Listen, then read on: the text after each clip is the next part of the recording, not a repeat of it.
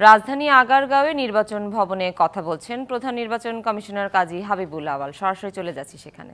না, তুলনামূলক পার্থক্য ওটা হচ্ছে জাতীয় সংসদের ভোট, আর আগামীটা হচ্ছে স্থানীয় সরকারের ভোট। জাতীয় সংসদের ভোট আর এর মধ্যে পার্থক্য তো সেদিক থেকে থাকবেই, কিন্তু জাতীয় সংসদের যে ভোট যেটা হয়েছে সেখানে পার্থক্য স্থানীয় সরকারের ভোটগুলোতে কন্টেস্টটা একটু বেশি হয়ে থাকে। সেই দিক থেকে যে উৎসাহ উদ্দীপনা উত্তেজনা এগুলো দেখা গেছে স্থানীয়ভাবে বেশি হয়ে থাকে। সেই জন্য আমরাও সতর্ক অবস্থায় থাকি যেন উৎসাহ উদ্দীপনা উত্তেজনা থেকে যেন কোনো সংঘর্ষ সহিংসতা না হয়।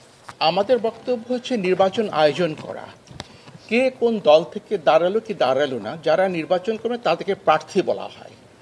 আমরা একজন প্রার্থী, দুজন প্রার্থী, চারজন হতে পারে, পাঁচজন প্রার্থী হতে পারে। আমাদের কাছে থাকবে প্রার্থী, প্রার্থীকে ভোট দেবে, সে কোন দলের প্রার্থী। সেই দিক থেকে এটা নিয়ম রক্ষার ভোট কিনা, এটা মোটেই নিয়ম রক্ষার ভোট না। নির্বাচন অনিবার্যভাবে প্রয়োজন। কোনো একটা দেশের যে শাসন ব্যবস্থাকে চালু রাখতে হলে সেটা কারো পছন্দ হোক বা না হোক, এবং স্থানীয় সরকারগুলোকে যদি আমরা চালু রাখতে চাই, সেই নির্বাচনটা কারো পছন্দ হোক বা কেউ বর্জন করুক, কিন্তু একটা নির্বাচন হতে হবে। সেই দায়িত্বটা আমাদের উপর অর্পিত হয়েছে, আমরা সেই দায়িত্বটা পালন করতে পারি। কে কীভাবে নির্বাচনটাকে দেখবেন সেটা আমাদের বিষয় নয়, আমরা আমাদের মতো করে দেখব। একটা প্রশ্ন, এত আয়োজন ঠিকঠাক করার পরও একটা বড় অংশ ভোটে আসলো না, এই বিএনপি সহ ভোটে যারা আসলো না, এর থেকে ভোটে নেওয়াটা বিএনপিদের লস, রাজনৈতিক দলগুলোর লস, নাকি আপনাদের?